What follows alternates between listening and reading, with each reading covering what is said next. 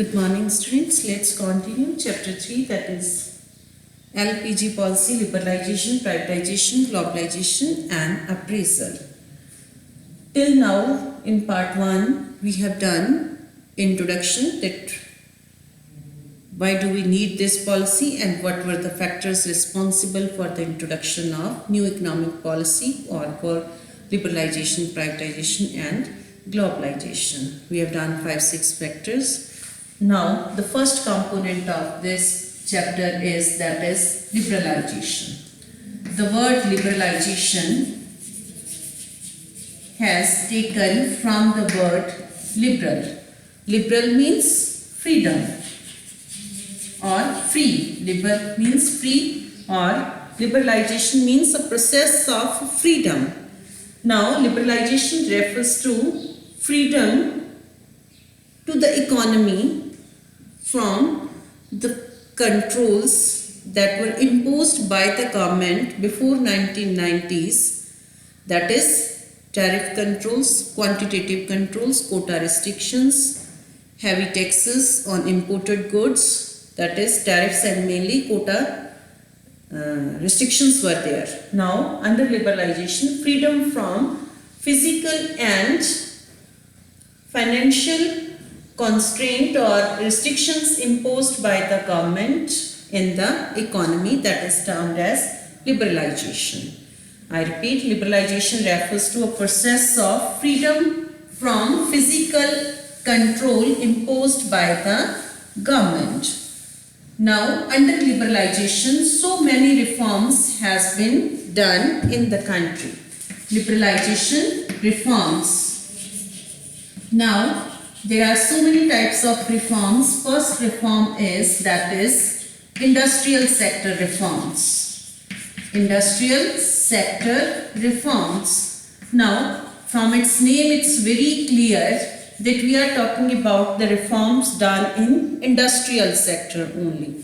Till 1990s, we were following inward-looking trade strategy or import substitution policy. Under that, protection was given to the domestic industry from foreign competition and lot of restrictions were imposed by the government on import, and the main policy of the government was import substitution and export promotion. So what are the reforms after this implementation of new economic policy has been done in industrial sector? First is contraction of public sector. Contraction of public sector enterprises or PSUs, public sector undertakings. After 1956 IPR, do you remember? Industrial Policy Resolution 1956, threefold classification. Almost all the industries were reserved for the public sector. Private sector has given only the remaining industries, less important industries, and even the private sector had to take a license from the government, not even for a setting up of a production unit, even to enhance their production capacity also they have to take again license from the government. So there were a lot of restrictions imposed by the government on the private sector, and almost all the industrial sector all the goods were reserved for the public sector enterprises. When the reforms were introduced in 1991, the list of public sector undertakings was issued by the government, that was 17 goods, 17 sectors were reserved for the public sector. After that it reduced from 17 to 9, then 8, then 3, and right now only 2 sectors, that is atomic energy and railway, is reserved for the private sector. Atomic energy and railway is reserved for the private sector, public sector, and rest of all the sectors, all the goods are open for the private sector. So this shows that contraction of public sector enterprises. Now the number of goods reserved for the public sector is only 2. Even the government is planning to do the disinvestment of the railway also. That will also be open for the private sector. Then there will be only one sector, that is atomic energy is reserved, would be reserved in the future for public sector. But right now there are two: atomic energy and railway. Then second point is, that is abolition of licensing. Abolition of licensing.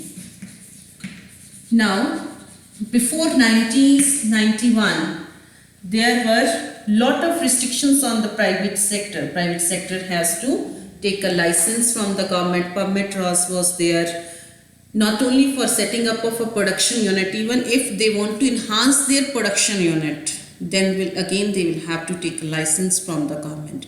Even the entrepreneur and investors want to shut down or close down their production units, then also they will have to inform to the government. So a lot of restrictions were there on the private sector, but after introduction of new economic policy under industrial reforms, there are so many sectors where the license has been abolished by the government. Now the private sector can set up their production unit just with registration with the government, no need to take a license.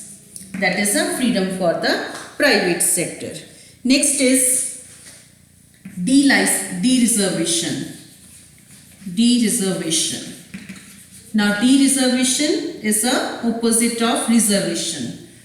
Do you remember small scale industry we have done in previous chapter?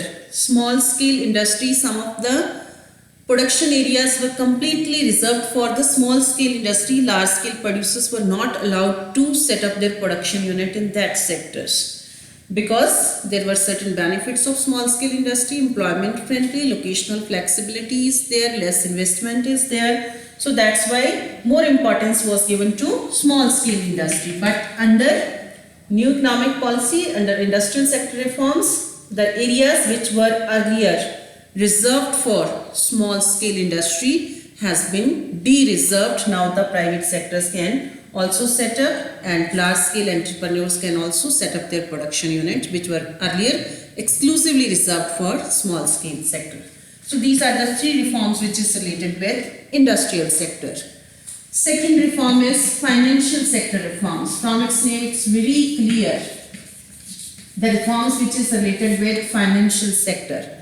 Financial sector means banking sector, stock exchange market and foreign exchange market.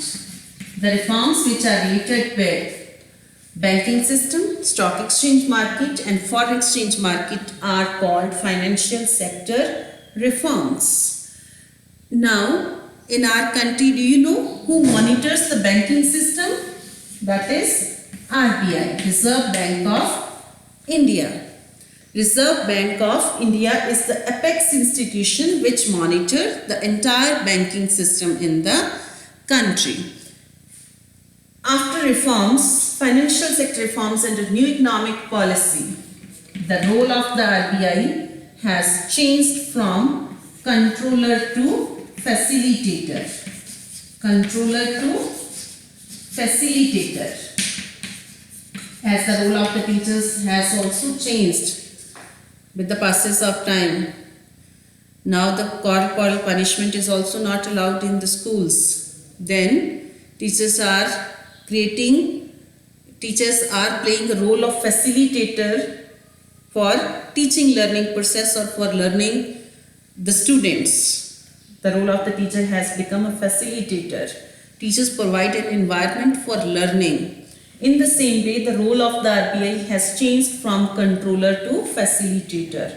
Controller means earlier everything the banks are used to take a license from the RBI, still they are taking license, but now the role of the RBI has changed from regulator, controller to facilitator. Certain areas which were earlier also decided by the RBI, like opening of new branches, that the private banks can do it themselves. So the role of the RBI has changed from controller to facilitator. Second is emergence of private banks. Emergence of private banks. Now every day you will see new banks are available in the market. There are so many private banks, HDFC, ICICI, Denaji, and so I don't remember, its list is endless. So many banks are there in the market. This is a recent phenomena after the introduction of new economic policy. Because earlier the private sector were not allowed, that much freedom was not there, which is right now. This has made possible the private sector can set up their own banks, even merchant banks are there, foreign companies are also allowed to invest in the private sector banks in the country. Then the third point is freedom to generate resources. Freedom to generate resources. Now the banks of our country, to increase their revenue, they can generate sources not from within the country, even from outside the country. Under that, financial institutional investment is allowed. Financial institutional investment refers to when the foreign companies or foreign banks purchases the shares of the existing Indian companies or existing banks. So, the freedom to generate resources has been given to the banks, and not only freedom has been given to the banks, even the other financial institutions like mutual funds, pension funds, they are also allowed to invest in the Indian financial market. So, these are the two reforms related with industrial sector and financial sector.